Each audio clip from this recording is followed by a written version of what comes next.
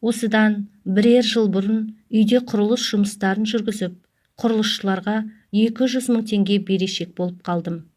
Сатылатын учаскелік жерім бар еді. Сол өтіп кетер деп дәметіп, тірлікті бастап жібергенмін. Оның да саудасы келе қоймады. Айлықтан берем дейтіндей, істеп жатқан жұмысымыз да жоқ еді. Сол кезде жұмысшыларды алдағандай ыңғайсыз жағдайда қалдық. Содан беттің арын белге буып, өзім ең жақын тартқан, іштей жақсы көретін адамдарымнан қарызға ақша сұрадым. Кімнің алыс, кімнің жақын екенін осындайда біледі екен ғой адам. Мұндайда жақын деп жүргенің жақын емес боп шығады екен. Ақшалы туыс, дос жарандарымның бәрі түрлі сылтаулар айтып, жоқ деп бастарын алып қашты. Сенің проблемаң, ол сенің проблемаң. Оған не үшін біздің басымыз ауыру керек деген секілді көрініп кетті. Олардың салқынқандылығы. Тіпті бір досым, доллармен беремін, доллармен қайтарасың деді. Қатты қысылғаным сондай, мен оның талабына көндім де. Ол үйге барып ойланып көрейінші, дәл бүгін бере алмаймын дегесін сүмірейіп үйіме келдім.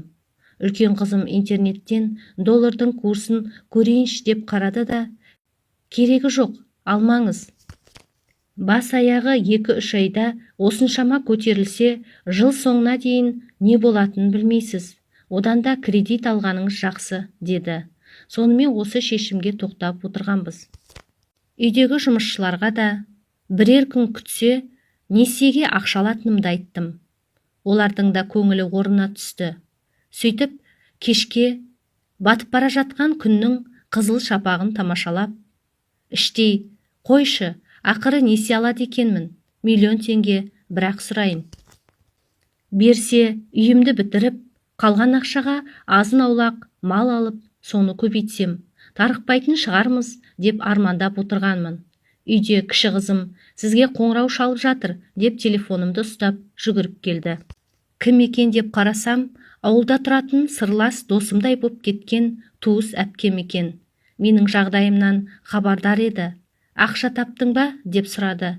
Мен ешкімнен табылмай, ертең банкке барып, несие рәсімдегелі отырғанымды айттым. Ой-бой, жазғанай, ана пәленшеде жоқ па екен? Анада ше, мынада ше деп, бақуат тұратын туыс-тумаларды түгелдеп тастады. Мен бәріне хабарласқанымды ешқайсында жоқ екенін айттым.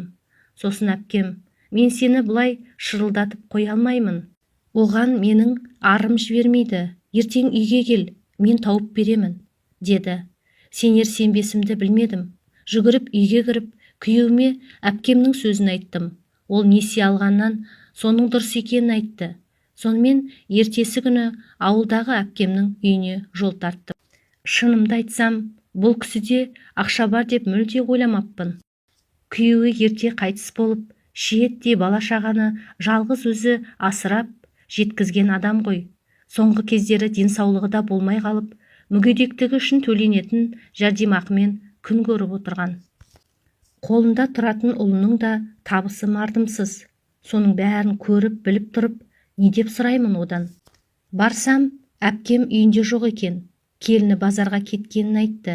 Мені шақырып алып, өзі базар аралап кеткені несі деп біртүрлі болып қалдым. Келіні екеуміз шәй ішіп бола бергенде, әпкем де келді. Өңі шаршаулы көрінді. Сонда да мені көрісімен жарқылдай күліп, көңілді амандасты. Шәй жаңаланып, қайта келді.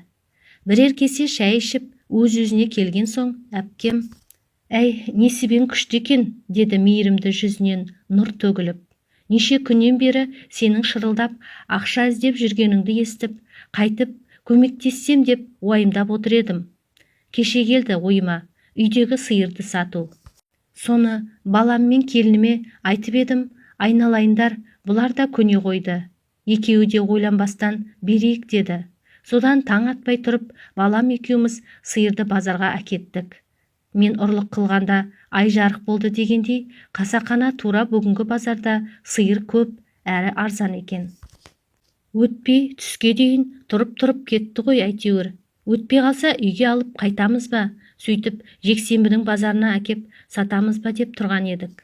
Күрең қызыл шайға жіпсіген маңдайын жаулығының ұшымен сүрткіштеген әпкем камзолының ішкі қалтасынан ақшасын шығарды. Сөйтіп, Құдайдың құдіреті артығы да кемі де жоқ, тура сен сұраған ақша болды да қойды, жануардың бағасы деп күлді. Ақшаның табылғанына қуансам да, шайларын ақтап отырған жалғыз сиырын мен үшін сатып жібергеніне қатты ыңғайсыздандым. Әпке, мұныңыз не? Аузыңызды аққа жартып отырған жалғыз сиырды сатып жібергеніңіз қалай? Ертең келініңіз босанса, сөк көжені қалай істейсіз? Дедім қысылып. Бір қозы туса, бір түп жусан артық шығады деген. Ол балада өз несібесімен келер. Баламның айлығымен менің пенсиям бар, жетеді ғой. Уайымдамай ала бер. Бір байығанда қайтарарсың, болмаса біздің үйіңе қосқан бір көмегіміз болар деді. Өмірінде қаншама қиыншылық пен жоқшылық көріп, қатты ауырып, өлім аузынан аман қалса да, өзімізде жетісіп отырған жоқпыз, керек боп қалады деп, артына тыққыштамай есігінің алдындағы жалғыз сиырын сатып бере салатын мұндай жомарттық. Әй, адамының ғана қолынан келетін шығар. Өз басым бұлай ете алар ма едім, жоқ па? Кейде өзімнен де біреу ақша сұрап келгенде, бар боп тұрып, жоқ деген кездерім еске түсіп, алдымда отырған періште тектес адамнан өлердей ұялғаным-ай. Жылап қоя бердім. Бұл менің ешкімге өкпе артпай-ақ, қателігімді түсініп, өз арымның алдында ұялғаннан төгілген көз жасым еді. Әпкеме алғысымды жаудырып, үйге қайтып келе жатып, жол бойы нағыз жомарт кім деп сұрадым өзімнен. Өйткені мен бұған дейін нағыз жомарт деп, үйі жоқ қиналып жүрген адамға үй әпере алатын, жетім балалар үйіне ақша аударып қамқорлық жасайтын, жолмен мешіт салдыратын байлар ғой деп ойлайтынмын. Сөйтіп, өзімнің де жұртқа қайырымдылық жасау үшін тез арада байып кеткім келетін.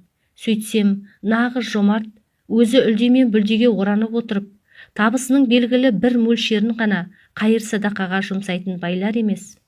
Нағыз жомарт өзіне жетпей тұрса да, өзгенің қамын жейтін, осындай кең пейілді, жылы жүректі жандар екен ғой. Ал сіз қалай ойлайсыз, оқырман?